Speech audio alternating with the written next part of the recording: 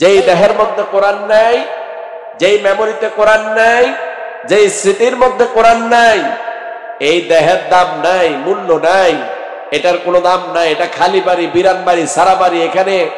এখানে পোষা জিন, দুষ্ট জিন বসবাস করে, এখানে পোকামাকড় বসবাস করে, এটার কোনো দাম নাই। الذي أرسله بالحق بشيرا ونذيرا وداعيا إلى الله بإذنه وسراجا منيرا فقد قال الله تعالى في كلامه المجيد وفرقانه الحميد أعوذ بالله من الشيطان الرجيم إن الله وملائكته يصلون على النبي يا أيها الذين آمنوا صلوا عليه وسلموا تسليما اللهم صل على محمد وعلى آل محمد كما صليت على إبراهيم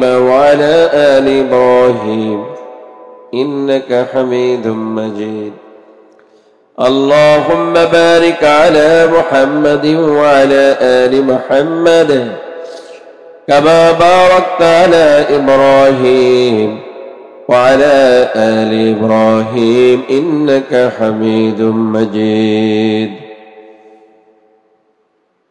তালিমুল উম্মাহ মাদ্রাসা কর্তৃক আয়োজিত আজকে ইফতার মাহফিলে আগত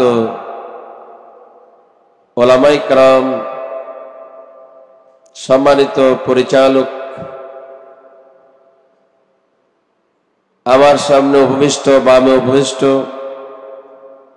এই অত্র মাদ্রাসার কচি কাছা নিষ্পাপ ছাত্রবৃন্দ, অভিভাবক বৃন্দ, আমরা মহান আল্লাহ তাআলা দরবারে শুকরিয়া আদায় করি, যিনি আমাদেরকে একটি কোরআনের মাজলিসে সুন্দর আয়োজনে ইফতারের পূর্ব মুহূর্তে আসরের নামাজের পরে কোরআনের কথা বলার, শোনার ব্যবস্থা করে দিলেন। আমরা মনিবের দরবারে শুকরিয়া আদায় করি, বলি আলহামদুলিল্লাহ। তো সময় কম, কথাও কম। রমজানের প্রায় 2 ভাগ চলে যাচ্ছে। আজকে 18ই রমাদান, আর মাত্র হতে পারে 22টি রমাদান অথবা 21টি রমাদান, মানে 11টা অথবা 12টা রোজা হতে পারে। তো রোজার শেষ প্রান্তে আমরা এসে পৌঁছে গেছি। তো এই মাসটির বিশেষ গুণ হলো, এই মাসের বিশেষ বৈশিষ্ট্য হলো, এই মাসে কোরআন নাজিল হয়েছে। আর এই মাস এত সম্মানিত হওয়ার পিছনে একটি কারণ, সেটা হলো কোরআন নাজিল হয়েছে।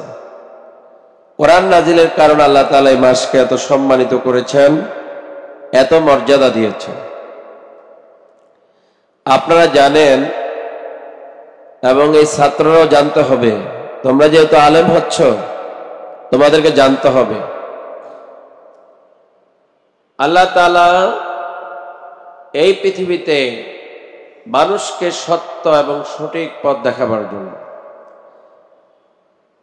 এবং সত্য ধর্ম সম্পর্কে অবগত করার জন্য, এক আল্লাহ সম্পর্কে অবগত করার জন্য আমাদের প্রিয় নবী, আমাদের কলিজার টুকরা, আমাদের জীবনের চাইতে দামি, আমাদের পরিবার পরিজন, গোটা জিন্দেগির সকল মানুষের চাইতে দামি মুহাম্মদ রাসূলুল্লাহ সাল্লাল্লাহু আলাইহি সাল্লামের উপরে একখানা কিতাব নাজিল করেছেন। সেই কিতাবের নাম হলো কোরআনুল কারীম। এখন এই কোরআন এসেছে এই দুনিয়ার সমস্ত অন্ধকারকে দূরীভূত করে একমাত্র আলো প্রজ্বলিত করার জন্য, আলো ছড়িয়ে দেওয়ার জন্য। সেজন্য কোরআন এসেছে। আজকে আমরা ইসলাম পেয়েছি, এটি একটি আলো। আমরা মুসলমান হয়েছি, এটা হলো কোরআনের হেদায়েত, এটা একটি আলো। আমরা পৃথিবীর মধ্যে শ্রেষ্ঠ জাতি, কুনতুম খাইরা উম্মাতিন উখরিজাত লিন্নাস। আমরা পৃথিবীর মধ্যে শ্রেষ্ঠ জাতি একমাত্র কোরআনের কারণে। সেই জন্য আল্লাহ পাক রাসূলুল্লাহ সাল্লাল্লাহু আলাইহি সাল্লামকে কোরআন দিয়ে বলেছিলেন, আলিফ লাম রা কিতাবুন আনসালনাহু ইলাইকা লিতুখরিজান নাসা মিনাজ যুলুমাতি ইলান নূর। আলিফ লাম রা, এটার অর্থ আল্লাহ পাক ভালো জানে। কিতাবুন আনসালনাহু ইলাইকা, আপনার প্রতি আমি একখানা কিতাব নাজিল করেছি। কেন? কি জন্য? আপনি তাবিজ লিখে দিবেন, ফু দিয়া পানি দিবেন, এই কোরআন দিয়া খতম করে বাড়ি বাড়ি দাওয়াত খাবেন, এই জন্য কোরআন দিছে না। লিতুখরিজান নাসা মিনাজ যুলুমাতি ইলান নূর। সাদরা প্রিন্সিপাল ঠিকানাটা বলেন। ইলান নূর, এটার অর্থই হলো এই কোরআনকে নাজিল করেছি মানুষদেরকে অন্ধকার থেকে বের করে আলোর পথে নিয়ে আসার জন্য। আমরা সবাই বলি আলহামদুলিল্লাহ, সবাই বলি সুবহানাল্লাহ। এই ছেলেরা, তোমরা সুবহানাল্লাহ বলতে কোনো অসুবিধা আছে তোমাদের? বলো সুবহানাল্লাহ। তোমরা তো ছোট মানুষ, এখানে তো বুঝের কিছু লোক আছে, ছাত্রদের ব্যাপারে বলছি। এই যে সুবহানাল্লাহ বলেছ, আল্লাহ রাসূল সাল্লাল্লাহু আলাইহি ওয়াসাল্লাম বলেছেন, এই সুবহানাল্লাহ যারা বলবে, এই আকাশ আর জমিনের ফাঁকা জায়গা আল্লাহ নেক দিয়ে ভরপুর করে দিবে। তো কোরআন এসেছে অন্ধকার থেকে বের করে আনার জন্য। এখন বর্তমানে আমরা অন্ধকারে আছি নাকি আলোতে আছি? অন্ধকারে আছি। তার কারণটা কি? কারণ হলো এই কোরআনের চর্চা নাই, কোরআনের হেদায়েত নাই। আমরা মানব রচিত আইন মানি, আমরা সেকুলার মানি, ধর্মনিরপেক্ষতা মানি, জাতীয়তাবাদ মানি, সমাজতন্ত্র মানি। এগুলা সব শয়তানের আবিষ্কার করা একটি স্লোগান।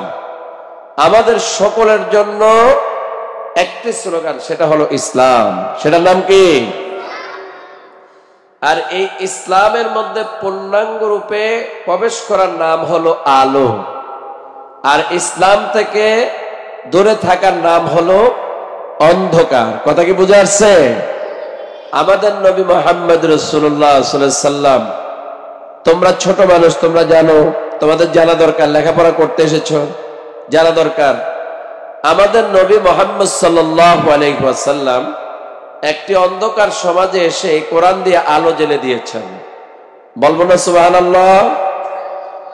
যেখানে ওমরের মতো একজন ঝিরু মানুষ এই কোরআনের কাছে এসে হয়ে গেছে হিরু, এবং হযরত আবু বকর এই পৃথিবীর শ্রেষ্ঠ সত্যবাদী হয়ে গেলেন এই কোরআনের প্রতি ঈমান আনার কারণে, কোরআনকে অনুসরণ করার কারণে।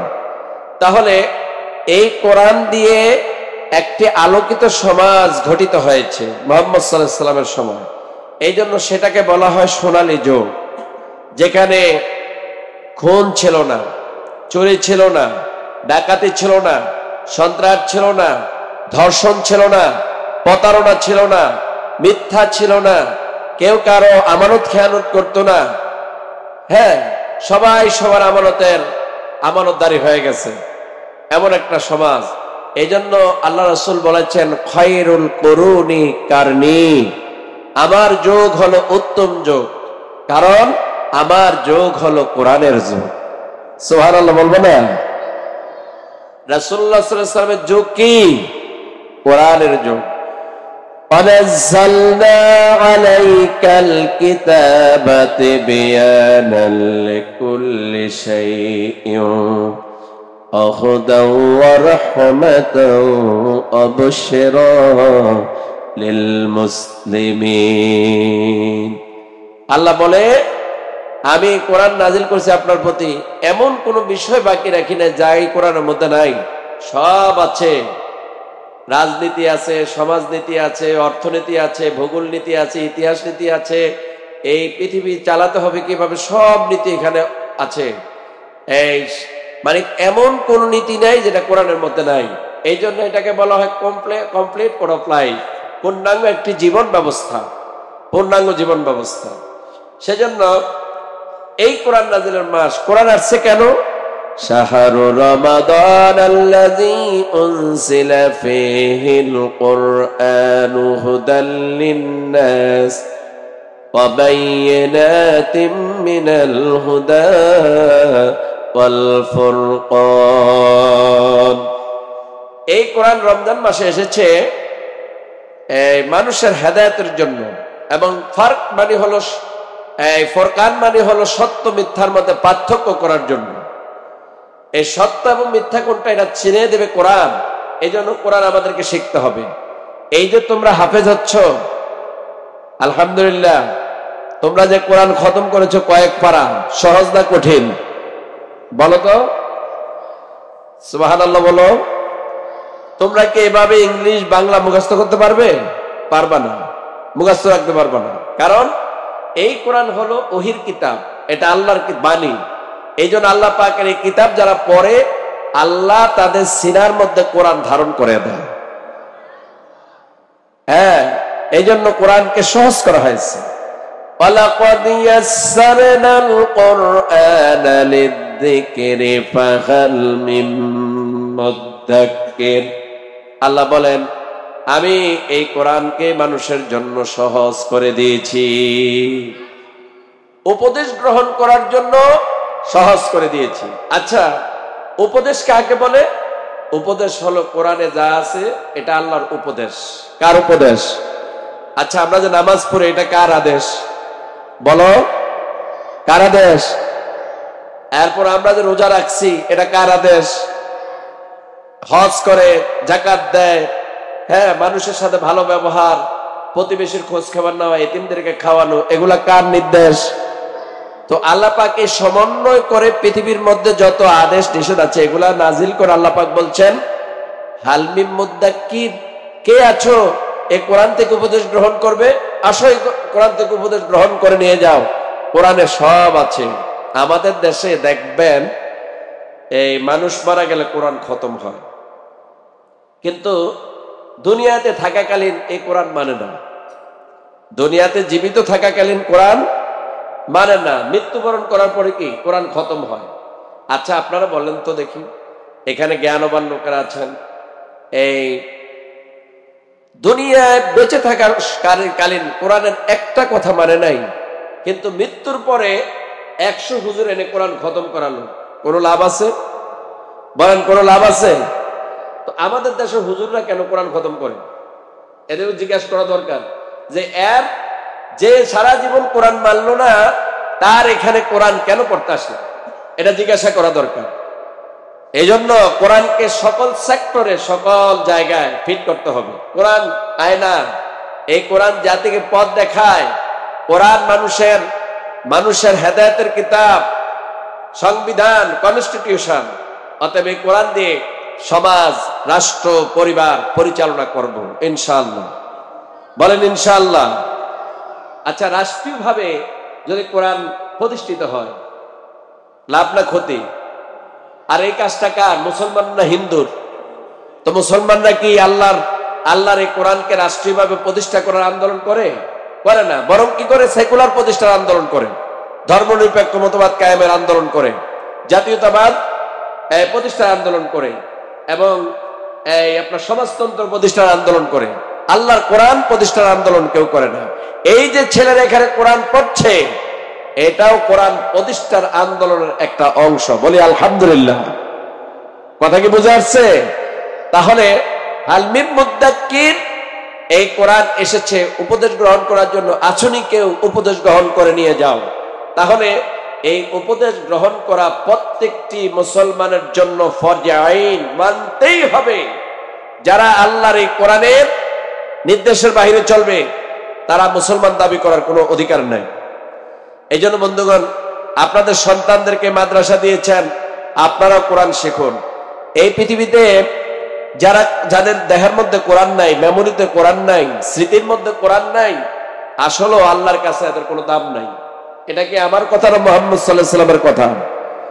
আল্লাহ রাসূল বলছেন, ইন্নাল্লাযী লাইসা ফি জাওফিহি শাইউম মিনাল কুরআনি কাল বাইতিল খরিব। যেই দেহের মধ্যে কোরআন নাই, যেই মেমোরিতে কোরআন নাই, যেই স্মৃতির মধ্যে কোরআন নাই, এই দেহের দাম নাই, মূল্য নাই, এটার কোনো দাম নাই। এটা খালি বাড়ি, বিরান বাড়ি, সারা বাড়ি। এখানে পোষা জিন, দুষ্ট জিন বসবাস করে, এখানে পোকামাকড় বসবাস করে, এটার কোনো দাম নাই। এই জন্য কোরআন শিখতে হবে সকলকে, সকলের জন্য বাধ্যতামূলক কোরআন শিখা। কিন্তু সব শিখি, আমরা কোরআন শিখি না। ভাইরা, বর্তমান যে শিক্ষা কারিকুলাম বাংলাদেশে চালু হয়েছে, এই শিক্ষা কারিকুলাম যদি আমাদের এই কচিকাঁচা সন্তানরা শিখে, এরা নাস্তিক ছাড়া আর কিছু হবে না। এরা আল্লাহর সাথে, এদের সাথে আল্লাহর সাথে কোনো সম্পর্ক থাকবে না। আল্লাহ থেকে দূরে সরিয়ে দিয়েছে, ষষ্ঠ এবং সপ্তম শ্রেণীর ইসলামের ইতিহাস উঠিয়ে দিয়েছে। এখন এই বাচ্চারা কোথায় থেকে জানবে ইসলামের মূল নীতি? সেজন্য আপনাদেরকে, আপনাদের সন্তানগুলোকে মাদ্রাসায় দিতে হবে। কারণ ইসলাম ছাড়া মুসলমান দাবি করার কোনো প্রশ্নই উঠে না। আমার দেশের হাসান ইনু, তারপর আপনার রাশেদ খান মেনন, এরাও মুসলমান দাবি করে, আমি মুসলমান, অথচ আল্লাহর মানে না, আল্লাহর মানে না। এই জন্য আল্লাহকে মানার জন্য, আল্লাহর পরিচয় ইসলাম অনুযায়ী চলার জন্য যেখানে আসতে হবে সেটা হলো মাদ্রাসা। এই বিদ্যাপীঠ হলো পৃথিবীর শ্রেষ্ঠ বিদ্যাপীঠ, যেখানে চরিত্রহীন, লম্পট, লুচ্ছা তৈরি হবে না। এখানে হবে ওমরের মতো বীর সেনানী, আবু বকরের মতো সত্যবাদী, খালিদ রাদিয়াল্লাহু তাআলা আনহুর মতো হবে বীর সেনানী তৈরি এই মাদ্রাসাগুলোর মধ্যে।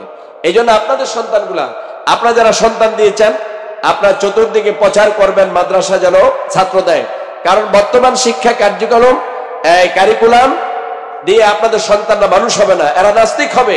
এই জন্য মাদ্রাসা দিবেন, এলাকা এলাকা আপনারা প্রচার করবেন। আল্লাহ তাআলা তৌফিক দান করুন, বলেন আমিন। তো আলোচনা তো এত করার সময় নাই, কারণ ইফতারের সময় হয়ে যাচ্ছে। তো আমি তো সময় ভালোই পাইছি, আলহামদুলিল্লাহ, প্রায় 20 মিনিট সময় পাইছি। তো আপনারা আমার কথা কি বুঝতে পেরেছেন? তো আপনারা কোরআনের এই প্রশিক্ষণটা আপনারা চালু করার ছাত্রদেরকে মাদ্রাসা দেন। আর এই মাদ্রাসার জন্য দোয়া করি, আল্লাহ তাআলা যে মাদ্রাসার উন্নতি অগ্রগতি দান করে, এই মাদ্রাসার যত প্রয়োজনীয়তা আছে এগুলো আল্লাহ মিটিয়ে দেয়। আপনি একটু সহযোগিতার হাত বাড়িয়ে দেন, যাতে করে একটা দ্বীনি প্রতিষ্ঠান যেন প্রতিষ্ঠিত থাকে। আল্লাহ পাক তৌফিক দান করুক। ওয়া মা আলাইনা ইল্লাল বালাগ। আসসালামু আলাইকুম ওয়া রাহমাতুল্লাহ।